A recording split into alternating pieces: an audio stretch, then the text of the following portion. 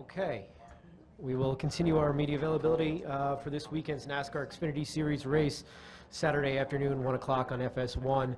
Two special guests here from Joe Gibbs Racing. We have driver of the number 18 Sirius XM Toyota for Joe Gibbs Racing, and that's Christopher Bell, and the number 19 NBTS BrainTumor.org Toyota, Matt Tifft. I'll start with you, Christopher. You're making your NASCAR Xfinity Series debut this weekend.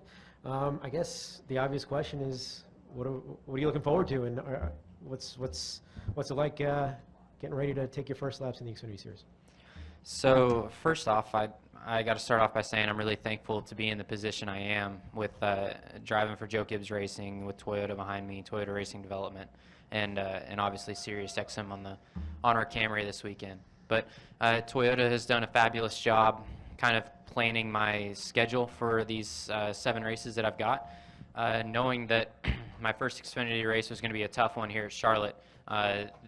One of the bigger reasons they picked this race was because there was an open test a couple weeks ago, so I was able to get some seat time with Joe Gibbs Racing, working with my crew chief, and just some seat time driving these Xfinity cars. So I feel like the test went pretty well. I was able to kind of learn my limits. I spun out one time, so I learned where the balance is there, where the edge is. So it's been a fun ride so far, and I'm really thankful that I get to make my debut here at Charlotte.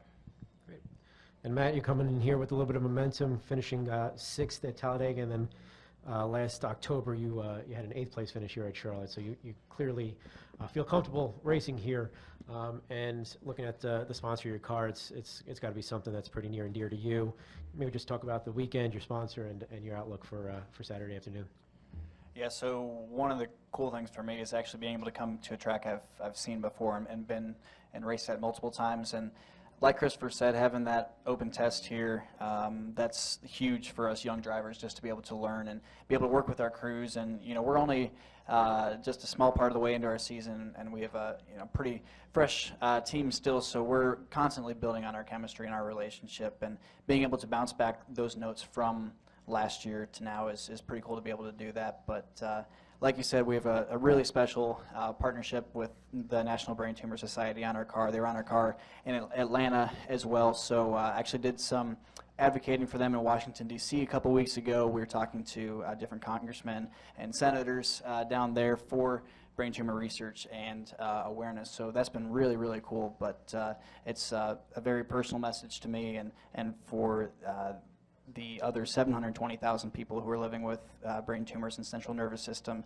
tumors in the United States. And so we're just trying to raise more awareness for that. It's a very special cause to me, and one of the things that's a sad thing, but we want to make aware, is it's actually now the #1 childhood cancer killer, surpassing leukemia. So we're working hard to raise awareness for it, makes a difference for the lives of families, and the best thing we could do with that is have a great run here at Charlotte. Great. Well, thanks, guys. We'll open it up to questions with Reed on the right here, and then we'll go back to Jacob and Woody. Reed Spencer with NASCAR Wire Service. Christopher, from your work at the test, can you describe what you felt in terms of difference between the Xfinity car and the truck?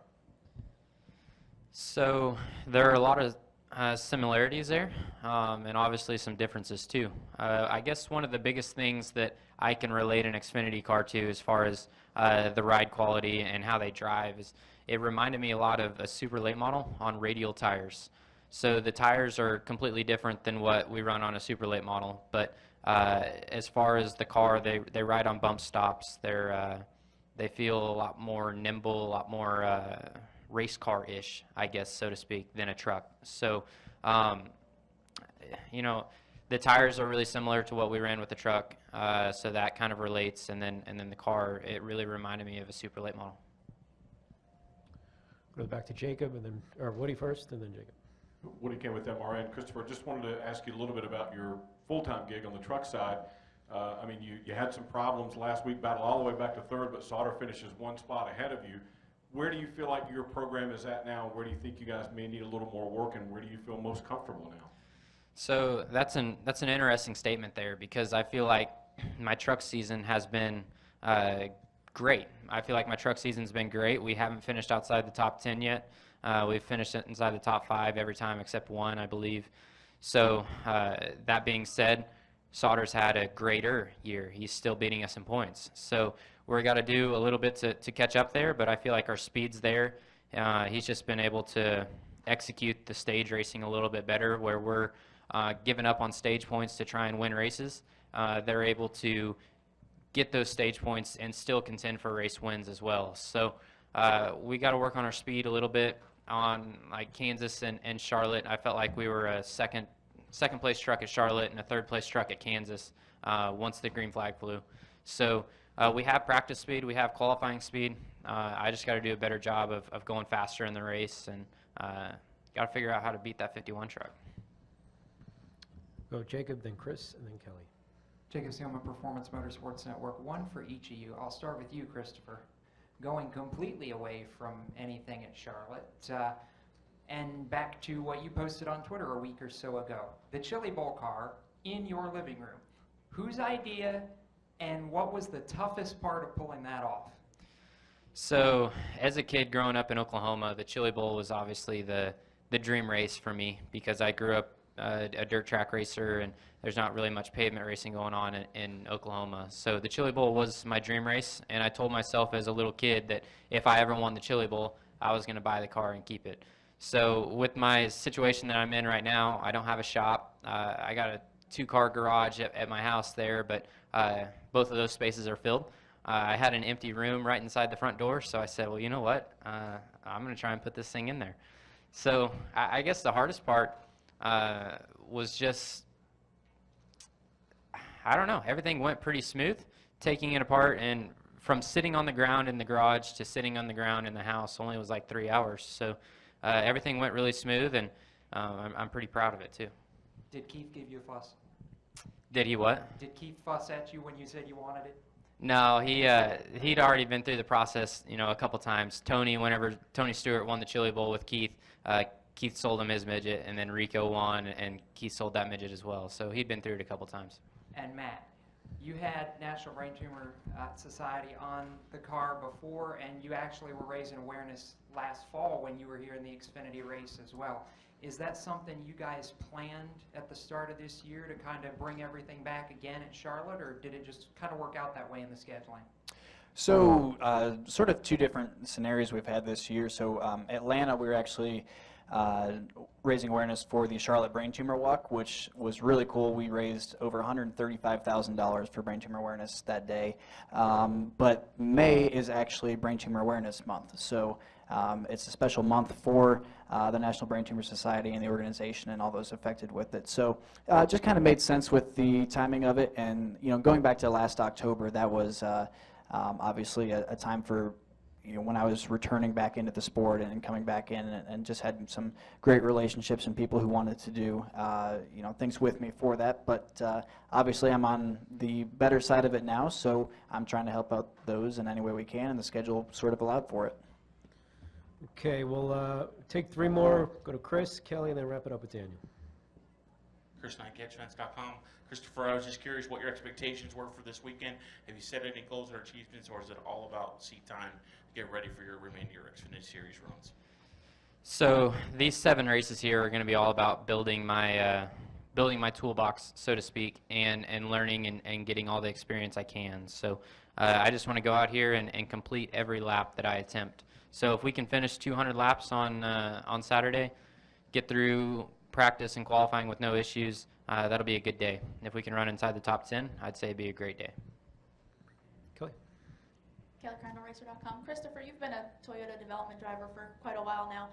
Curious what that program has done for you through the years, specifically getting you to this point this weekend of making your Xfinity debut. Well, it's been a dream come true. Everybody at Toyota and Toyota Racing Development have been a huge part of my career. And so whenever I joined the Toyota family was 2013, I started driving for a midget team, Keith Kunz Motorsports, that was funded by Toyota. At that time, they didn't have a driver development deal. And then I was able to win the driver championship, the USAC National Midget Driver Championship for Toyota. And from then on, they were able to create this program that they have. And so now I feel like I was kind of the first driver in the mix. And now I get to look back at it and see how many more kids are behind me. So it's been a great thing, and hopefully I can continue to move up and those kids can continue to fill my spot. Okay, we'll wrap it up with Daniel. Dan Fan with NBC Sports. Christopher, where's your mindset or your nerves leading up to this race this weekend compared to the lead up to your first truck start 3 years ago? And Chris or Matt, what do you remember about the build up to your first Xfinity start? So let me tell you, I was for sure more nervous for my first truck start than I was this. I didn't get to test the truck before I raced it, so the first time I was in it was a practice session at Iowa, and that was very nerve-wracking. But like I said, Toyota's done such a great job planning my career to this point and making sure that they knew that they wanted to get me a couple Xfinity starts this year, and Charlotte was just the perfect race because they had that open test session where I was able to get in the car and get some laps, and thankfully I get to work with Eric Phillips. So I never have driven for him in the past, but whenever I first got my start at Charlotte Motor Sports with the late model ranks, he was over there. So he knows who I am, I know who he is. We already have somewhat of a relationship there, and it's just been a pretty ideal schedule for me so far. I would say, looking back to my first race in the truck series, we did it with BJ McLeod, and obviously he's still a member of the Xfinity family here, but it was maybe a little bit different situation back then. I was just mainly doing late model and ARCA stuff with Ken Schrader, and so we went to Martinsville with that truck, and similar mindset, just thinking I just need to complete all the laps, which of course at Martinsville sometimes is easier said than done, but we had a great top 10 run there, and it was lots of fun. And when I had my first Xfinity start, like Christopher is kind of saying, when you start to race, as much as we do in these series and as much as Christopher has in other series, you get the idea of what racing is. Racing is still racing no matter what level it is. It's just the level of the drivers goes up, and the equipment that you're going against. And obviously we both have great equipment underneath us at Joe Gibbs Racing. So my first start a couple years ago at Kentucky, I was nervous for that, but it wasn't as bad as my first ever start in NASCAR series. So I think he'll do just fine. I know he and I have worked together as teammates before, so he's a great driver and a great person to learn off of. So looking forward to working with him this year. Great. Christopher, Matt, thank you so much for coming in, and good luck this weekend. Thanks.